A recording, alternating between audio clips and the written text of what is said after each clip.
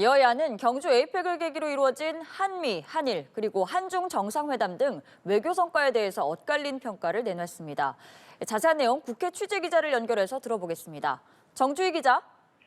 네, 민주당은 미중 사이에서의 실리 추구, 균형 외교가 빛났다며 이재명 대통령의 외교 성과를 높게 평가했습니다.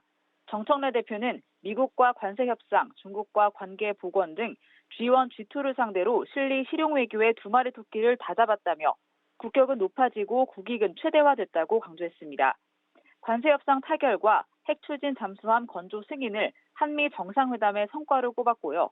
중국과 관계가 회복되고 문화 교류가 활발해지면 관광, 숙박, 화장품, 미용도 활기를 더 띨 것이라며 한한령도 완화될 것으로 기대했습니다. 정청래 대표의 발언 보시겠습니다. 관세협정 잘했고 어제 시진핑 국가주석하고 만나서 이제 한국하고 중국하고 잘 지내기로 했습니다. 미국하고도 잘 지내고 중국하고도 잘 지내면 우리에게 이익이 엄청나게 커요. 국익이 많이 좋아졌어요. 민주당 김현정 원내대변인은 한미 협상을 성공적으로 마무리할 수 있도록 후속 입법에 전념하고 AI, 반도체 등 전략 산업을 전폭 지원해 코스피 5천 시대를 앞당기겠다고 약속했습니다. 반면 국민의힘은 한미 정상회담이 깜깜이 협상이라고 지적했습니다. 핵 추진 잠수함 추진 승인도 미국의 통제하에 연료만 제공받는 제한적 합의라고 주장하면서 즉시 협상문을 공개하라고 촉구했습니다. 어제 한중 정상회담을 놓고서도 성과 없이 소리만 요란했던 빈술의 외교로 끝났다고 평가했는데요. 특히 한한령과 서해 구조물, 북핵 대응 등 핵심 의제에서 구체적 결과를 내지 못했다며 한미 회담에서 핵 추진 잠수함 연료 승인을 요청하며 실언을 했기 때문이라고 주장했습니다. 송원석 원내대표의 발언 직접 들어보시겠습니다. 중국의 잠수함 탐지라는 말을 공개적으로 언급했다가 대통령실에서 뒤늦게 특정 국가의 잠수함을 지칭하는 것은 아니다라고 해명을 했지만 이미 중국을 불필요하게 자극을 했던 상황이 되었고 이재명 정부 첫 국정감사가 끝나고 이제 728조 원 규모의 예산안 심사가 시작됩니다. 더불어민주당은 남은 정기국회 기간에 사법개혁 입법에 속도를 내겠다고 공언했죠.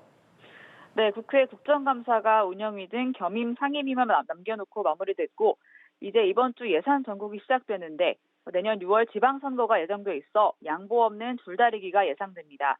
특히 여야는 부동산 대책 민심 등 수도권 여론의 촉각을 곤두세우고 있는데요.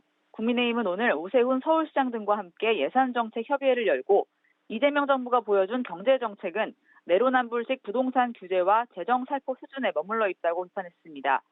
송원석 원내대표는 포퓰리즘이 아닌 근본적 성장 정책이 필요하다면서 성장을 위한 예산에 앞장서겠다고 강조했습니다. 아울러 서울과 경기 남부 일부 지역은 전월세 가격이 폭등하기 시작했고 경기도 지역에서는 풍선 효과로 집값이 급등할 조짐을 보이고 있다면서 부동산 정책도 직격했습니다. 반면 민주당은 사법개혁 공론화에 집중해야 할 시간이라면서 남은 정기국회 기간 재판 소원, 법 왜곡죄를 포함한 7대 개혁안에 더해 재판중지법으로 불리는 형사소송법 개정안의 최우선 처리 가능성도 시사했습니다. 대통령의 재임 기간에는 형사재판 절차를 중지하는 내용이 담겨 있는데요.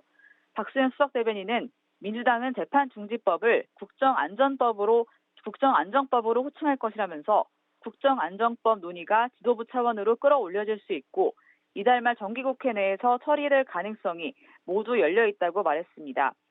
대장동 사건 관계자들의 1심 재판에서 법원이 이 대통령의 배임죄 기소와 관련해 무리한 조작 기소임을 분명히 했다면서 추진 배경을 설명했습니다.